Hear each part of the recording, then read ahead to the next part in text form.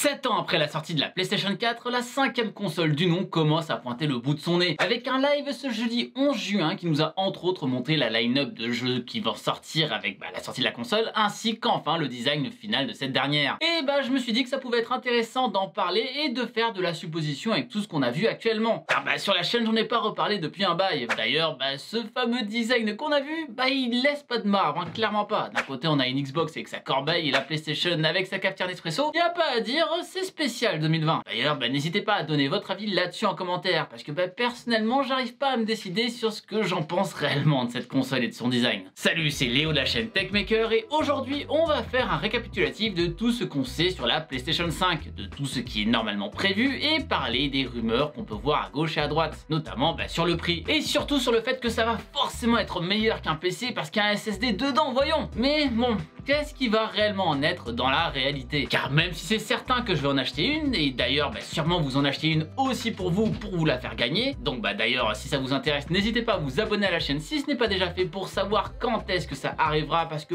je pense que c'est quand même un bon cadeau, clairement. Je trouve ça toujours excitant d'essayer de savoir ce qu'il va réellement en être de ces consoles qu'on nous vend avec tellement de promesses. Et comme d'habitude, c'est pas parce qu'on est un fier membre de la PC Master Race qu'on est là à dire que les consoles c'est de la daube, ou alors vous avez pas réellement compris le principe de la PCMR. Ça veut juste dire qu'on est bien conscient que les consoles sont moins performantes en termes de performance pure et de manière technique que des ordinateurs. Mais ça ne nous empêche pas de les apprécier et de nous amuser dessus par rapport à leur ergonomie ou bien à leurs jeux exclusifs. Perso, c'est pas parce que j'ai un écran ultra cool et un setup à 14 millions d'euros ici que je m'empêche de faire mes meilleurs drifts sur Crash Team Racing sur ma petite PS4 des familles. Petit rappel certes, mais petit rappel nécessaire pour éviter le bain de sang dans les commentaires avec des oh là là, les élitistes PC ils aiment rien, oh là là. Bref, c'était important. Pour récapituler ce qu'on savait déjà avant cette conférence d'hier, c'était que la console allait avoir un processeur Ryzen Zen 2, une carte graphique AMD RDNA 2, une carte graphique AMD Custom en gros, 16 Go de RAM en GDDR6 et un SSD ultra rapide de la mort. Ce que l'on remarque déjà, c'est qu'on a du ray tracing avec une carte graphique AMD, ce qui est clairement tout nouveau ici. Ça veut donc dire que ça va normalement vite arriver sur PC aussi et enfin baisser le prix des cartes graphiques, qui est encore plus hallucinant depuis que Nvidia est le seul constructeur à proposer des cartes avec cette technologie là. Avec ces performances là, on nous promet du 4K 60 fps, le futur, voyons.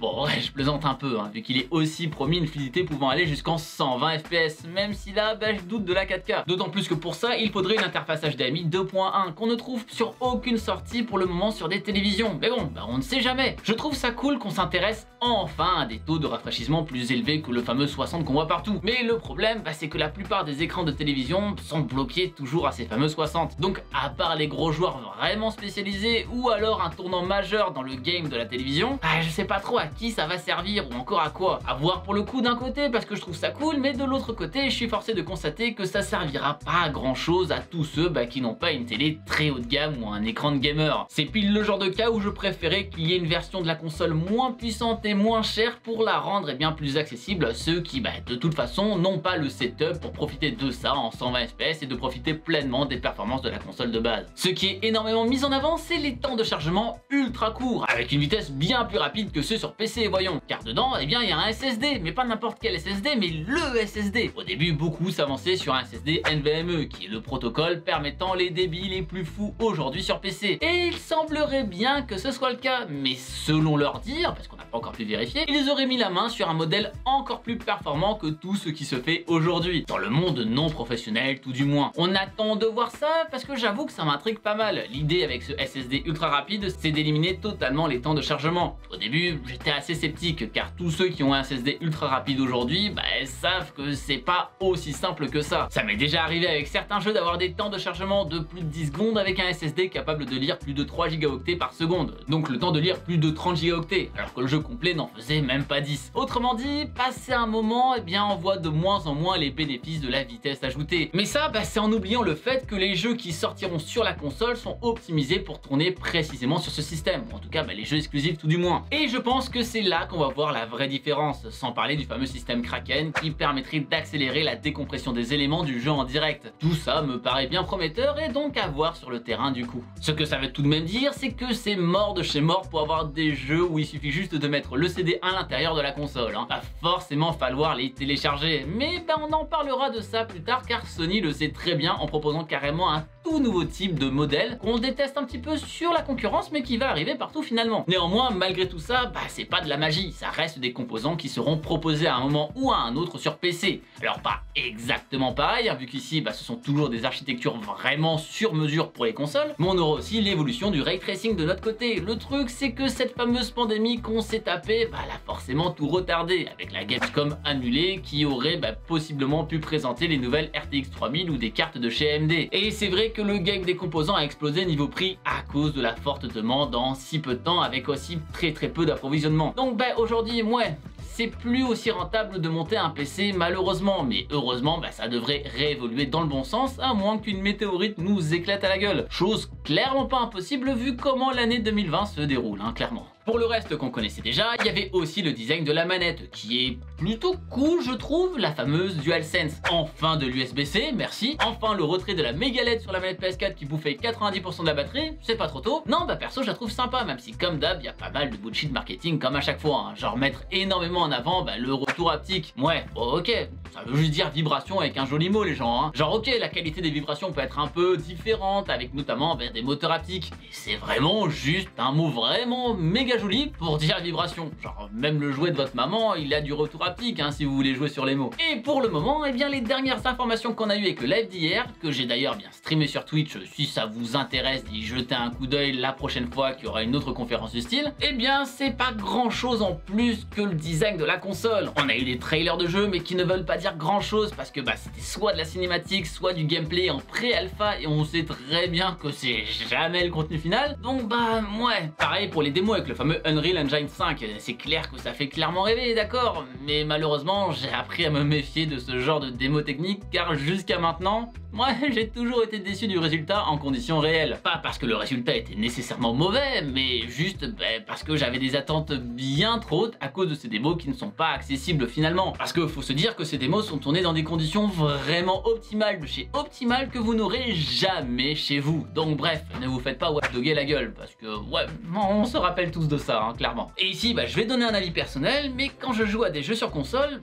j'y joue pas forcément parce qu'ils sont beaux, et je comprends pas trop l'intérêt de vouloir toujours mettre ça en avant, mais plus parce qu'ils sont adaptés à cette dernière, parce que l'expérience et l'ergonomie du jeu sont souvent extrêmement propres aussi. On a dû voir une vingtaine de jeux, et personnellement, ce qui me botte le plus, c'est pas forcément les jeux les plus beaux, genre Storm, Astrobot en PVR, Little Big Planet 4, même si il s'appelle pas comme ça, moi je l'appelle comme ça, et le Rule 63 de Ratchet & Clank. D'ailleurs, bonne chance à lui sur le 34 par contre, car là, ça doit y aller sec, hein. Les Furies doivent être contents. Petite mention spéciale à Stray qui avait l'air aussi d'avoir un environnement sympa aussi, et finalement, c'est vrai que c'est ça que je trouve cool sur les consoles, et c'est la raison de pourquoi je vais aussi me prendre une PS5, mais pas parce qu'il y a du ray tracing dans les prochains jeux, ou alors qu'on aura enfin du 120 FPS sur d'autres jeux, parce que même avec ça, ça aura toujours du retard sur de la performance graphique sur PC, où on commence maintenant à atteindre du 300 FPS sur certains écrans et certaines configurations qui peuvent le supporter. Et vu que la console elle va durer au minimum 5 ans avant qu'il y en ait une suivante, s'il y en a encore une suivante après coup, le retard va s'accumuler avec le temps. Et d'accord, ok, c'est pas les mêmes prix, d'accord, ça on en reparlera plus tard, hein. Mais on se rattrape sur le prix des jeux qui lui aussi risque possiblement d'augmenter, avec une déclaration du PDG de PlayStation lui-même.